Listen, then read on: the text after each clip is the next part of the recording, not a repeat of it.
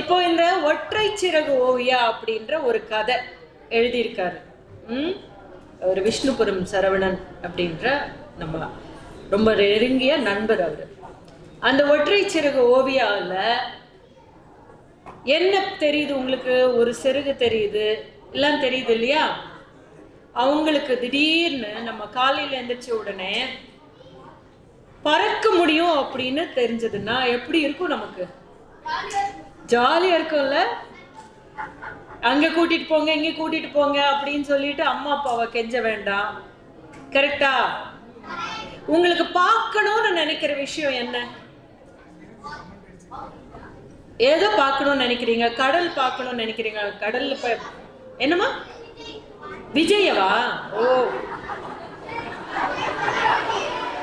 சரி, அதுவும் பார்க்க முடியுமே. இப்போ உங்களுக்கு சிறகு இருந்ததுன்னு வச்சுக்கோங்களேன், அப்படியே பறந்து போவீங்களா? அவர் ஷூட்டிங்ல இருப்பாரா? ஷூட்டிங் பார்ப்பீங்களா? அப்படியே வந்துடுவீங்களா? ஆட்டோகிராஃப் வேணும், போட்டோ வேணும். ஆமா, அதெல்லாத்தையும் எடுத்துட்டு வந்துருவோமா? அப்படியான ஒரு மேஜிக்கு நமக்கு கிடைக்குமா? கிடைச்சா என்ன பண்ணணும், கிடைக்கிறதுக்கு என்ன பண்ணணும் அப்படின்ற மாதிரி ஒரு கதை. சரியா? இந்த கதை உங்களுக்கு எல்லாருக்குமே புக்ஸ் கொடுத்துருக்காங்க.